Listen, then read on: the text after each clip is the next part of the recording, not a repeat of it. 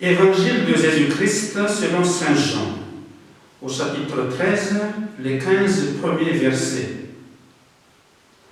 Avant la fête de la Pâque, sachant que l'heure était venue pour lui de passer de ce monde à son Père, Jésus, ayant aimé les siens qui étaient dans le monde, les aima jusqu'au bout.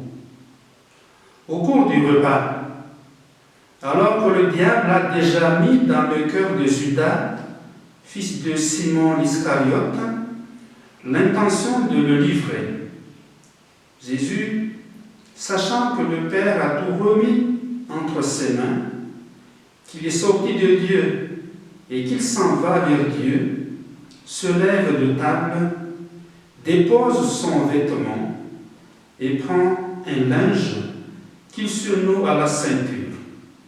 Puis, il verse de l'eau dans un bassin.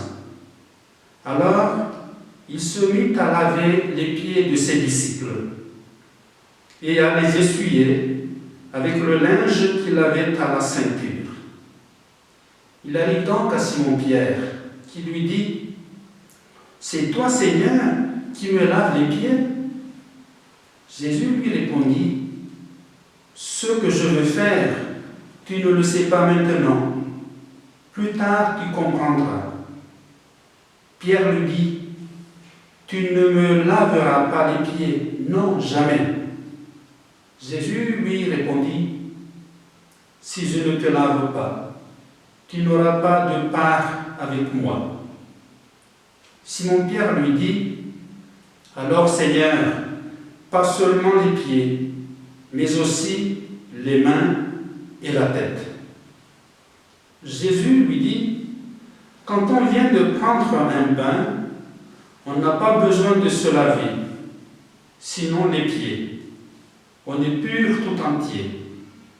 Vous-même, vous êtes purs, mais non pas tous. » Il savait bien qu'il allait le livrer, et c'est pourquoi il disait : « Vous n'êtes pas tous purs. »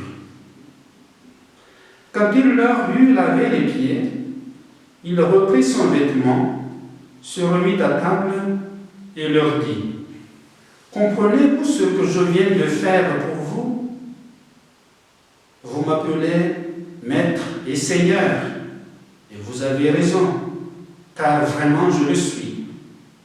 Si donc moi, le Seigneur et le Maître, je vous ai lavé les pieds, vous aussi, vous devez vous laver les pieds les uns aux autres.